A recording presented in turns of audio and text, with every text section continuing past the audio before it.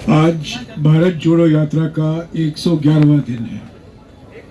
भारत जोड़ो यात्रा कन्याकुमारी से 7 सितंबर को शुरू हुई और जब शुरुआत हुई हमारे साथ राहुल जी के साथ 118 भारत यात्री थे।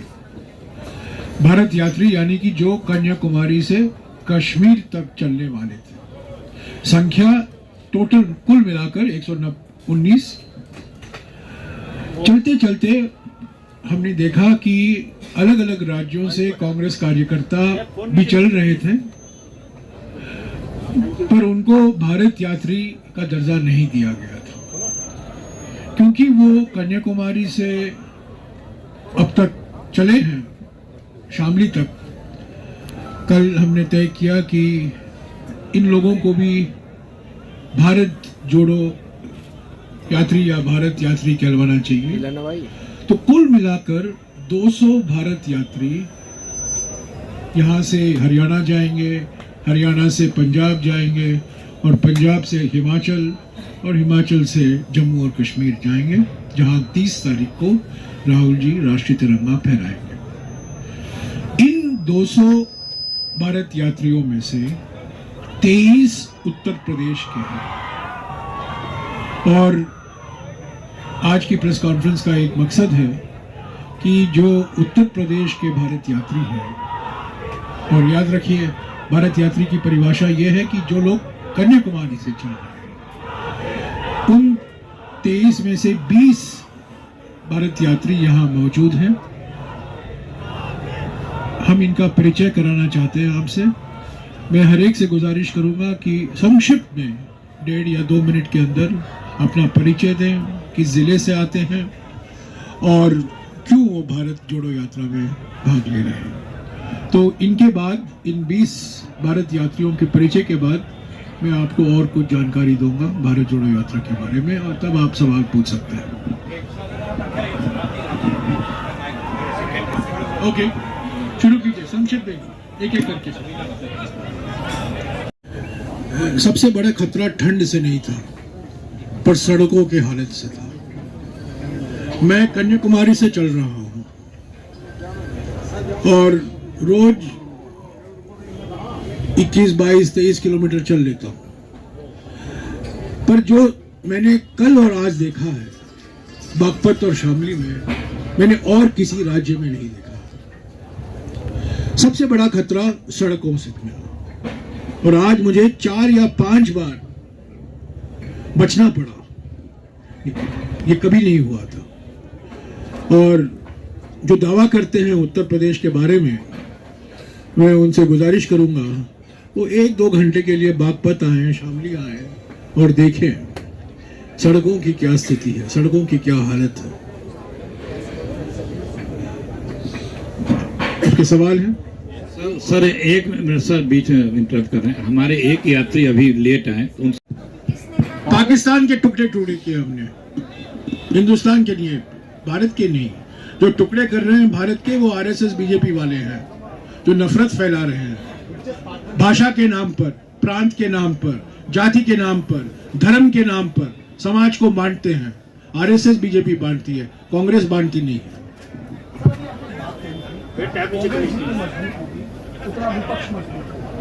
जैन चौर भी आपके साथ यात्रा में शामिल नहीं हुआ, लेकिन आपको समर्थन दिया है। कल हमने बागपत में शामिल नहीं होगा, तमाम उनके कार्यकर्ताओं भी ऐसा होता है कि सिर्फ कांग्रेस के कार्यकर्ता। लेकिन आपको लगता है कि इस तरीके से पश्चिम से पूर्व तक एक बड़ा संदेश जाएगा, और क्या साइकिल और हाथी का भी साथ डिसीजन मिल सकता है बात भारत जोड़ने की?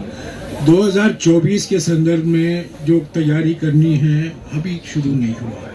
विपक्ष की पार्टियों एक होकर उनके आपस में जो बातचीत होनी चाहिए, एक सकारात्मक कार्यक्रम बनाने की जरूरत है, उसकी शुरुआत अभी नहीं हुई। वो होगा। उसके पहले 2023 में 9 राज्यों में चुनाव है, उसका सामना हमें करना है। उसके बाद ही 2024 में क्या होगा उस पर सोच विचार होगा। पर मैं ये कह सकता हूँ कि जो समर्थन हमें मिला है, हालांकि वो नहीं थे समाजवादी के कोई रिप्रेजेंटेटिव नहीं थे, बीएसपी के कोई सदस्य नहीं थे, आरएलडी के कार्यकर्ता काफी भारी मात्रा में कल मौजूद थे, कल दोपहर को और कल शाम को। तो ये सब अच्छा सकारात्मक संकेत है और मैं विश्वास करता हूं कि इसी भावना के साथ हम आगे चलेंगे और एक मजबूत ऑपोजिशन विपक्ष का एक कार्यक्रम हम बना सकते हैं। सिर्फ एंटी मोदी प्लेटफॉर्म से नहीं चलेगा, हमें एक सकारात्मक कॉमन प्रोग्राम देना पड़ेगा जनता के सामने, कृषि के क्षेत्र में, उद्योग के क्षेत्र में, संविधान को और मजबूत करने के लिए हम क्या कदम उठाएंगे। तो ये पॉजिटिव कार्यक्रम हमें देना होगा, इस पर बहुत कुछ काम करने बाकी है। आपने भी एक बहुत अच्छी बात एक्सेप्ट की है सर, आपने कि 5 साल लग सकते हैं, 10 साल लग सकते हैं, यानी इस बात को स्वीकार करने की चुनौतियों का बहुत बड़ा पहाड़ आपके सामने है। ये यात्रा को पहले ही निकालना चाहिए। ये मेरा विचार है, मैंने पब्लिकली भी कहा है, बार बार कहा है कि कुछ साल पहले हमें निकालना, क्योंकि हम विचारधाराओं की लड़ाई में हैं, सिर्फ चुनावी लड़ाई में नहीं है, ये विचारधारा की लड़ाई है। और हमने जो विचारधारा की लड़ाई से हम थोड़ा पीछे हट गए थे, क्योंकि हम चुनाव में व्यस्त थे, हमेशा हम एक चुनाव के मशीन बन गए थे। तो हमें अभी एक विचारधारा का मशीन बनना है। आप जानते हैं यार, आप जानते हैं ये सवाल आप फिर भी ये पूछते हैं। कोई बिल्कुल नहीं यार, ऐसे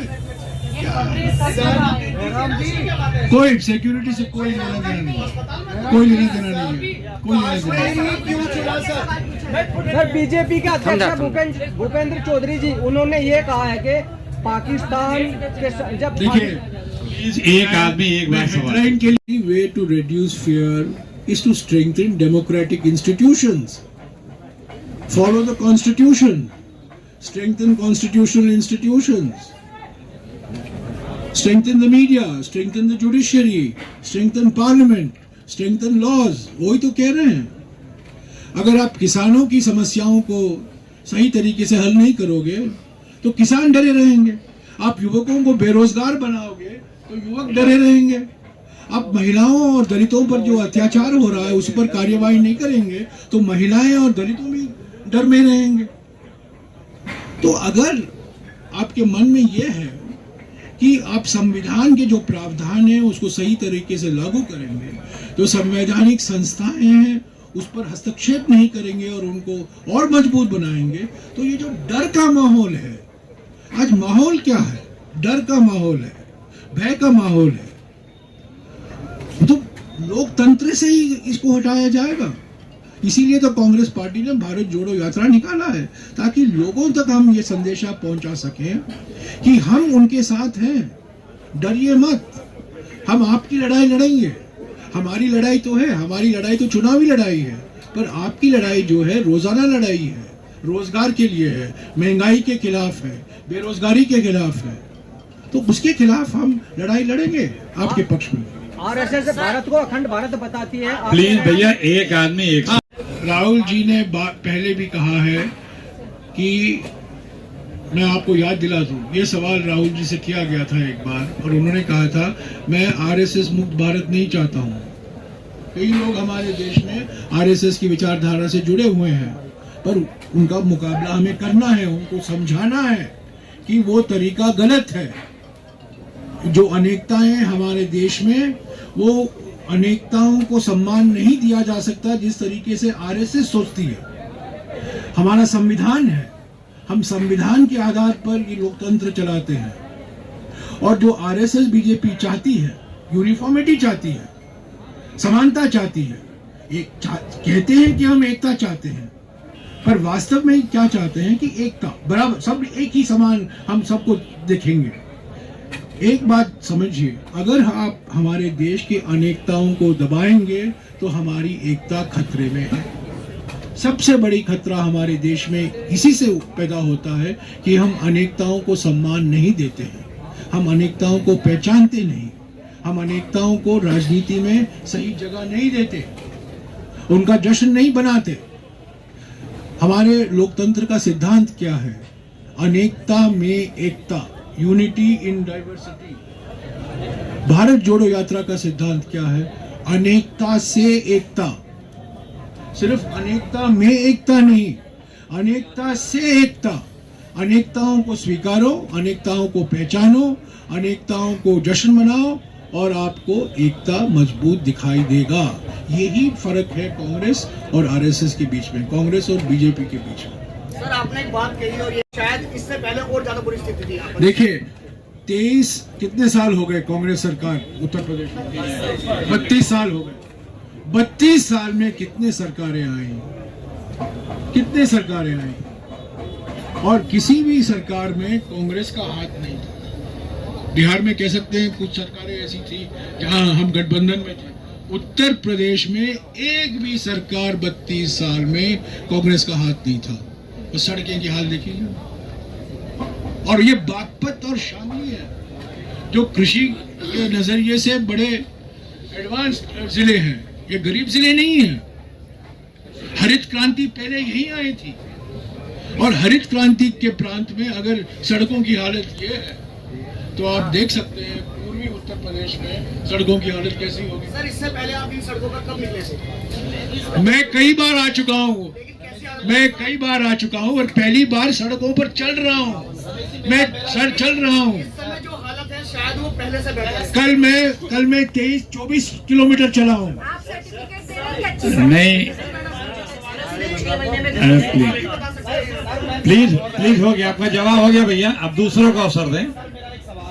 जिस जगह पर आप हाँ, एक मिनट।